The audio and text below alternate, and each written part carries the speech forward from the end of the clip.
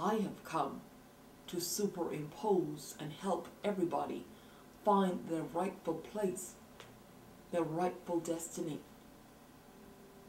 And if they belong in government, I want to make sure they get there. And not just somebody, the wrong person in it. So this is what we are now seeing take place in 2010. We are seeing the arm of iron, the stubborn, unrelenting arm of iron come forth like never before. The arm of God just superimposing and introducing himself to humanity. We are seeing good. In other words, we are seeing restoration, where things are brought back into balance, where the original order of things are now being put back into place. But nevertheless, we are seeing judgment in the earth as well. And it's where God takes the initiative to superimpose a brutal understanding into the hearts of humanity that he is a God who will oftentimes rule with the rod of iron. In other words, a lethal temperament, a no-nonsense temperament that will not tolerate the wickedness of humanity forever. With that said, let's move on to some other prophecies I want to share with you. And of course, we are in the 21st century. The number 7 means to bring into perfection, completion. When you times 7 by 3, you have the number 21. And what God is saying is that he is now bringing into divine perfection, completion, bringing divine closure to the end of the rule of humanity as we know it. And he's bringing in perfection of a whole new world order, a whole new kingdom agenda. He is taking kingdoms, simply put. He is taking the kingdoms of our world. And no man can stop it. Now let's talk about some of the things that I've observed in the month of May 2010. On the 15th and 16th of May, there was an explosive, just awesome, magical, celebratory spirit that took the earth. It was subtle, but yet it was powerful. It was fresh and unique, unlike anything we'd ever quite seen before. It was filled with hope and magic. It made children want to go outside and run around and play and just enjoy and immerse themselves in it. It made everybody. It brought out the child, it brought out the love, it brought out the celebration in everybody. But then suddenly, on the 17th and 18th of May, we observed just the opposite move. The move that came forth on the 15th and 16th was indeed the move of Jehovah. However, a total opposite to what he did on the 15th and 16th came forth on the 17th and 18th. What did he do? He unleashed his wrath. A plague. Yes, a modern day plague at the hand of Jehovah. Why? Just as I said earlier, he is superimposing his government. He is showing that he's not just a God of goodness, but he is a God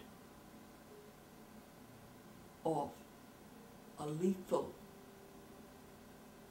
military disposition when it comes to establishing his new world order, when it comes to establishing what is truth to his legislation in his kingdom and in his courts. He is taking respect. He is inferring a healthy reverence, a fearful reverence upon humanity when he does these things. What did he do exactly? He simply unleashed a nauseous stomach. That's all. He wasn't complicated with it. He unleashed a spirit in the atmosphere that consumed and covered the entire earth. He unleashed legions of angels to assist him in this. And they became as a type of nauseousness to humanity. In other words, you couldn't breathe in too deep because automatically you felt like you were going to throw up. And this thing, this plague God left on the earth, it did not leave. It lingered for well over 48 hours. It was unrelenting all through the night. Now, why did God do that? I just explained a part of it. But another part of it is simply this principle. It's a powerful principle that the church has missed throughout its years. But I've learned this principle through hard knocks and dealing with Jehovah, the great God Jehovah, on a daily basis. I've learned what I've learned from him. And the principle is simply this. He took me back to the scriptures where he said, it pleased me to bruise the Christ when he was on the cross. And he said to me, it pleased him in more than one way. It didn't just please him because he knew that the torment that Christ would go through would eventually bring humanity eternal salvation. He said that was one aspect of the pleasure. But he also said, because vengeance are part of him, it is, in fact, a very integral part of who he is, just like love is. He said there it is that dimension of him that also took pleasure in bruising his son. Because when you bruise, it brings around transition, repentance, and a price was paid in order for something to be released.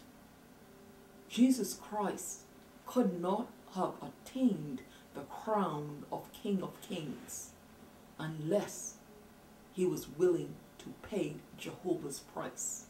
Jehovah's price was that he would have to submit himself to the full depth of his father's own tyranny, his father's own brutality, in order to qualify to become King of Kings and Lord of Lords. In order for sin to be satisfied, there was a demand that sin required. For the wages of sin is death. And in order for there to be a fair trade, there had to be a massive punishment on the other end of the spectrum. So, with that said, I say all of that to make this point. Jehovah told me, anytime, he said, report this to the nations. He said, for the most part, he said, there are times when there's grace, but for the most part, he said, anytime I'm getting ready to do something great for humanity, a great act of benevolence, kindness, allowing my goodness to come and circumvent itself around and about them and play with them and toy with them. He said,